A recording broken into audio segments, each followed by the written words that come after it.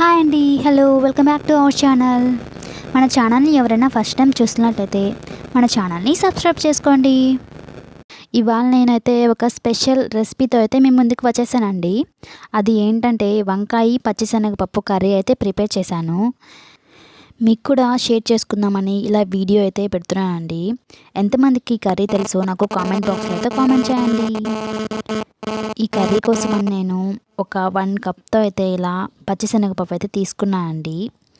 ఒక 2 టైమ్స్ అయితే బాగా వాష్ చేసుకున్నాను. వాష్ చేసుకొని ఇందులో కొంచెం వాటర్ అయితే పోసుకొని నానబెట్టి పక్కన పెట్టుకున్నానండి. కొంచెం మనకి నానాకైతే మనం ఇది బాయిల్ చేసుకోవాలి. ఇప్పుడైతే ఇలా బాయిల్ చేసుకుంటున్నాను.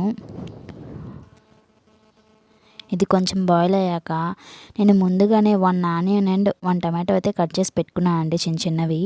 ఇందులో 1 ఆనియన్ కట్ చేసి పెట్టుకున్నవైతే వేసేస్తున్నాను. ఇది కొంచెం బాయిల్ అయ్యాక టొమాటో కూడా వేసేస్తున్నానండి.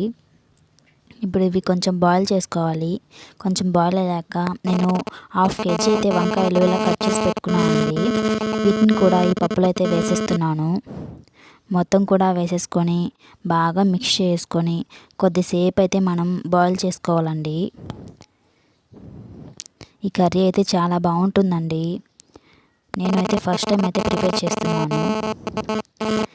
ఇప్పుడైతే ఇవి కొంచెం బాయిల్ అయ్యాక ఇందులో అయితే మనము ఒక 2 స్పూన్స్ అయితే నేను సాల్ట్ వేసుకుంటున్నానండి. మీ టేస్ట్కి సరిపడేంత అయితే మీరు వేసుకోండి. ఇందులోనే 1/2 స్పూన్ అయితే పసుపు అండ్ 2 స్పూన్స్ అయితే చిల్లీ పౌడర్ అయితే వేసుకుంటున్నాను. వేసుకొని మొత్తం కూడా బాగా కలిపేసుకోవాలండి. కలుపుకొని ప్లేట్తో కవర్ చేసుకొని అయితే బాయిల్ చేసుకోవాలి. చూడండి, ఇలా అయితే బాయిల్ చేసుకోవాలండి. ఇందులోకి అయితే ఇప్పుడు నేను పోపు అయితే రెడీ చేస్తున్నానండి. అందుకోసమని స్టవ్ ఆన్ చేసి ప్యాన్ పెట్టుకుని అయితే 2 స్పూన్స్ ఆయిల్ వేసుకొని ఆవాలు, జీలకర్ర అండ్ ఒక చిన్న ఆనియన్ అయితే ఇలా చిన్న చిన్న ముక్కలుగా కట్ చేసి పెట్టుకున్నాను. ఇలా పోపు అయితే రెడీ చేసుకోవాలండి. ఇప్పుడు మనం ముందుగా ప్రిపేర్ చేసుకున్న ఈ కర్రీలోకి అయితే పోపు అయితే వేసేస్తున్నాను.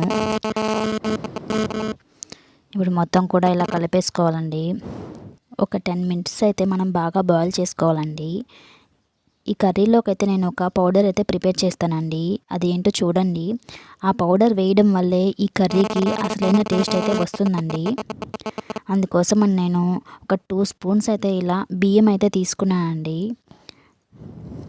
అండ్ ఇందులోకి ధనియాలు అయితే ఒక 2 స్పూన్స్ తీసుకున్నాను. ఈ పౌడర్ వేసుకుంటే మనకి కర్రీ అయితే చాలా టేస్టీగా ఉంటుందండి. ఒక 1/2 స్పూన్ అయితే ఆవాలు కూడా వేసుకొని బాగా ఫ్రై చేసుకోవాలి.